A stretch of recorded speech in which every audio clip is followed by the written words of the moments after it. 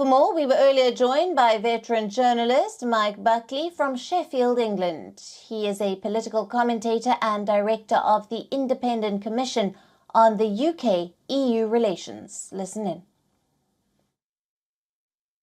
Well, Rishi Sunak came in, as you say, just about a year ago, and in theory, he was sold as, a return to sensible government, a return to some degree of competence and centre ground conservative politics after the disasters of the Boris Johnson government and the further disaster of Liz Truss, and indeed the chaos of Theresa May as well.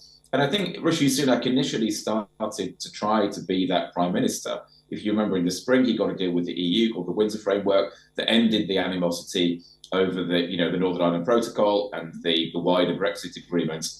And it looked like he may, have some ability to aim towards the centre ground. But since then, things have just got worse and worse. I mean, it seems that he's constantly giving in to the right of his party. Suella Braverman is the obvious example, with her obsession with trying to stop asylum seekers coming to the UK and failing miserably. And the rhetoric about that has become increasingly extreme, actually, which is unpleasant for a lot of people in this country, and of course very unpleasant for asylum seekers as well.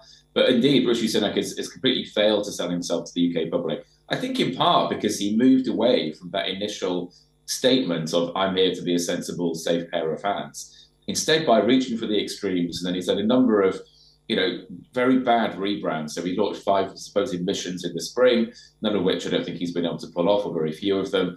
And then at his recent party, he tried to rebrand as the change candidate, which, given the Conservatives have been in power for 13 years, is just ludicrous. So I think the public have just decided he's just not really up to the job.